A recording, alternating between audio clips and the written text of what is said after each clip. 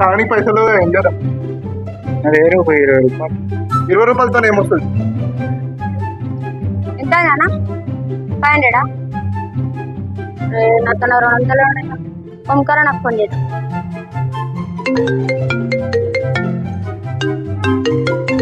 వీడు phone చేస్తుండేది. Hello చెప్పరా.